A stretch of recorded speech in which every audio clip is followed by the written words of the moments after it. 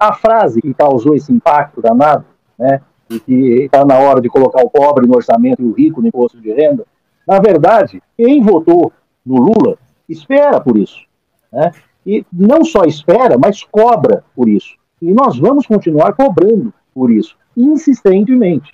Agora, apavorou quem votou no Bolsonaro, quem votou naquilo que já estava acontecendo com o Brasil.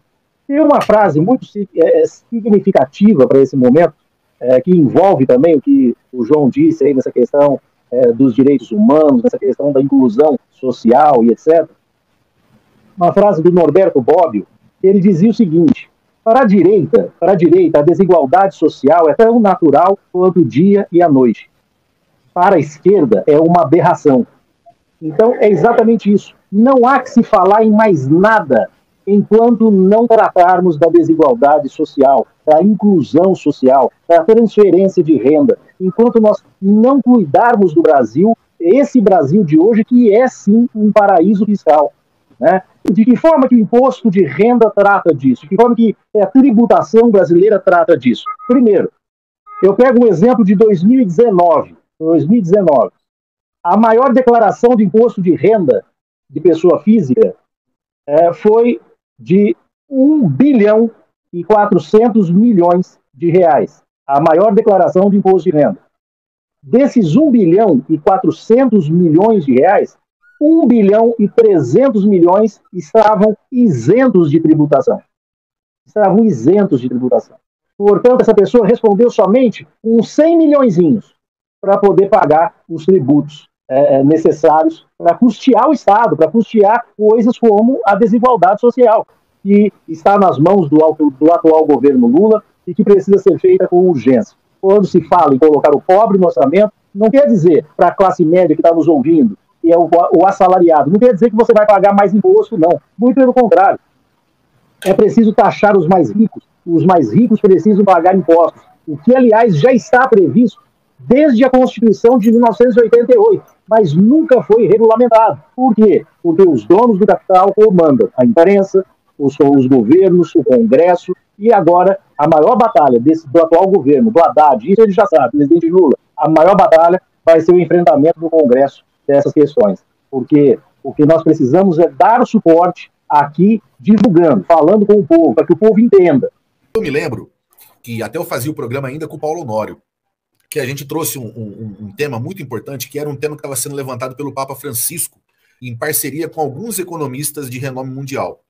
Dentre eles, o Joseph Stiglitz, que foi ganhador do Prêmio Nobel, que é um dos grandes economistas do mundo que se colocam em oposição a esse modelo neoliberal que está sendo construído nos últimos 40 anos, que faz com que a Oxfam, por exemplo, que é a ONG que estuda a questão da concentração de renda, indique os números que o Rodrigo colocou. 1% mais rico ganha mais do que a metade da população mundial. Que existe, por exemplo, 2 mil bilionários no mundo que ganham mais do que a metade da população mais pobre no mundo. Ou seja, uma situação absolutamente grotesca, inaceitável, né? Então, esse modelo que está sendo implementado no mundo nos últimos 40 anos, que é o modelo do consenso de Washington, do neoliberalismo, do capitalismo financeiro, faz os ricos ficarem cada vez mais ricos e os pobres cada vez mais pobres. Isso aconteceu, inclusive, durante a pandemia. Pobre no orçamento, rico no imposto de renda, portanto, é um debate mundial que já estava sendo levantado pelo Papa. O Papa dizia naquele momento, acho que 2019, 2018, que era preciso mudar o modelo e construir no mundo uma consciência de uma social-democracia ou de uma democracia social, onde as pessoas que trabalham, as pessoas que são pobres ou são classe média, têm que pagar menos imposto, tem que sobrar mais dinheiro no bolso para poder se alimentar melhor, para poder morar melhor, para poder se divertir melhor, para poder ter uma educação melhor, para poder usufruir da sua vida. E os muito ricos e os mais ricos pagam mais para poder sustentar isso. Isso é uma lógica que vocês sabem muito bem, existe em alguns países. Alguns países do mundo implantaram social-democracia, estão, inclusive nesses últimos 40 anos, sofrendo muito, porque tem tentado resistir a um sistema que quer destruir isso. Mas o que é o sentido de uma democracia social, de uma social-democracia? É que os muito ricos pagam mais imposto para sustentar um colchão social e uma garantia de vida melhor para o restante da população. Porque se entende nessa concepção de que viver num país completamente desigual como é o Brasil é terrível, né? Para quem tem um pouco de consciência, imaginar que tem 33 milhões de pessoas passando fome, e olha, João e Rodrigo, dessas 33 milhões de pessoas passando fome, se ele consegue, por exemplo, fazer um bico, pedir um dinheiro na esquina, consegue um dinheirinho e vai comprar um pão, ele está pagando mais imposto do que o banqueiro que ganha bilhões e não paga nada de lucro e dividendo. Essa que é a grande questão. Se você coloca a responsabilidade fiscal acima de tudo, inclusive das pessoas, da responsabilidade social, você não está cumprindo com os ditames constitucionais, você não está cumprindo com a moralidade de você ser um governante, se você ter se você ser inclusive diretor de uma empresa, de tudo mais, você não é, tipo, não importa o superávit que você faça, se tem gente passando fome, não importa se você cumpre a meta de inflação, se metade da população está na fila do osso no açougue, isso você não é responsável fazendo isso, você é irresponsável, você deveria ser inclusive punido por isso, porque a nossa Constituição coloca lá os direitos das pessoas, o direito à dignidade, e você não pode fazer escolhas políticas que vá detonar com a dignidade de um brasileiro, ou até de um estrangeiro que vive aqui. Isso você não pode. Você tem que ter responsabilidade social também, não adianta você ter só responsabilidade fiscal. Muito bem lembrado, quer dizer, botar, nem que seja à força, mas botar o pobre no orçamento.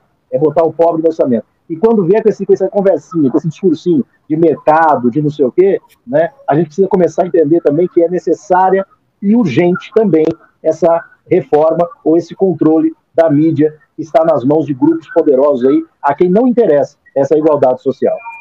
E, João e Rodrigo, só mais um detalhe. Existem empresários ricos, bilionários no mundo que já têm essa consciência. Aliás, alguns dias atrás teve uma lista de bilionários pedindo para ser tributado, dizendo o seguinte: eu quero ser tributado e eu quero contribuir. Não tinha nessa lista nenhum brasileiro. Só por falar em empresários brasileiros, Ricardo, a gente viu essa semana o quanto a eficiência do setor privado ela é enorme, né?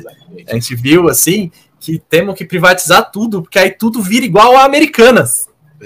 Exatamente. Um rombo de 20 milhões no negócio que vai falir uma das empresas que era mais sólida do mercado brasileiro. Você jamais ia imaginar que de uma semana para outra os caras iam mostrar um rombo de 20 bilhões, sendo que é uma empresa que está na bolsa, ou seja, existe todo um aparato de fiscalização das contas dessas empresas, e ainda assim eles fazem esse absurdo de ter um rombo de 20 milhões. E aí a direita vem e quer vender tudo para esses caras. Quer dar os Correios para esses caras, quer dar a Petrobras para esses caras. Para quê, meu Deus? Os caras fazer um negócio desse, aqui no Brasil já faliu a Americana, já faliu a Oi, já faliu o Mapping, já faliu a Saraiva, já faliu uma vez. Gente, é sem noção você pensar em dar uma empresa pública, vender uma empresa pública para esses caras, para a iniciativa privada. A iniciativa privada não é mais eficiente, não é mais segura, os caras estão querendo só... E sabe o que acontece quando esses caras quebram, João? O dinheiro particular deles está no paraíso fiscal, está protegido.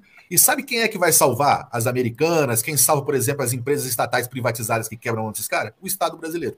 Exatamente. Não faz o menor sentido. É o BNDES que vai pagar